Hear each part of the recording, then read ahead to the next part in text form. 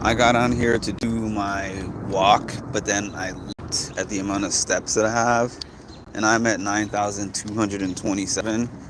So I'm going to achieve my 10,000 steps in the next 5 to 6 minutes.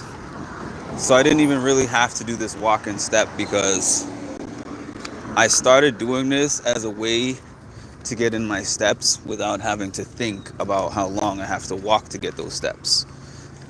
Because 10,000 steps is about an hour walk. But I did so much walking for work today because of all the different places I had to go around the globe for work and how I had to park sometimes so far away from the buildings that I was going into that I was already 7,000 ish steps during my workday. Not like how it is when I get up in the morning and do the walk. These were actually steps made during my work day. Walking into hospitals, going upstairs, walking into nursing homes and getting to people's rooms on the ninth floor, like walking into people's buildings and taking the stairs to get to their floor in the apartment.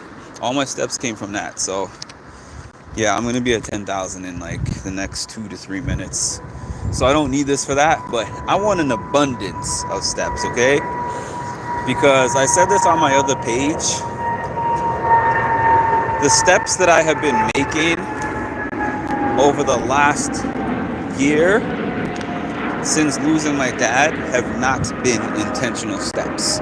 And I've been comfortable with saying, as long as I'm moving, it doesn't matter about the intent or not. Just keep moving. And that is okay for that time period that I was going through. During that time period, yes, just being able to get up and just being able to do something was enough. But then it got to a point where it's just like, I'm a person who's very goal driven. I'm a person who always likes to be moving in a specific direction. And after a while, just having a bunch of movement that is not leading me anywhere is just like sitting in a boat and paddling in circles. Yes, it kept me where I am to an extent, but it wasn't driving me anywhere. And then I got in the habit of saying to myself, the amount of work I'm putting in is a lot more than the average person. So yeah, I'm above average with the amount of work that I'm putting in. But my aim has never been to be above average. My aim is to be the very best that I can be to maximize whatever I'm able to do. Maximize my skills, my talents, and my gifts. And not just do enough so that I can say that I'm above average. So when I came to that realization, I started slow because I said that I was doing anywhere from 400 to 2,000 steps a day. And those were not intentional steps. Those were just steps that I had to do to get necessities done. I wasn't like looking at my watch like, oh shoot, I need to get to this number, so I have to do this amount of steps.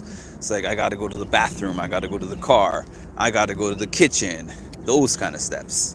Y'all know those steps. Y'all do those steps. So I just started making this intentional decision like mid-April, and I have missed about 6 days since mid-April of doing 10,000. It happens. I'm not going to do 10,000 steps a day for the rest of my life, but I've sure done maybe 80% of the days from that time period when I decided that until now. And you are what you do more often than not. You know, if you've ever heard of the 80-20 rule, it applies to everything. It applies to your nutrition. It applies to the things that you intake, not nutrition wise, but the things you watch, the things you listen to, the people you have around you, the conversations that you have. 80% of them have to be leading you somewhere in a positive direction, a positive goal driven direction. And 20%, you can have some other stuff. For me at this point in time, the internet and the reality TV occupy 20%. Saying it's all negative, but I'm saying I get most of my negativity from there. So I have to cut down in all other aspects of my life to be able to fit the reality TV in there. Anyways, I've been speaking for 5 minutes and I've not spoken on the topic, but I always like to provide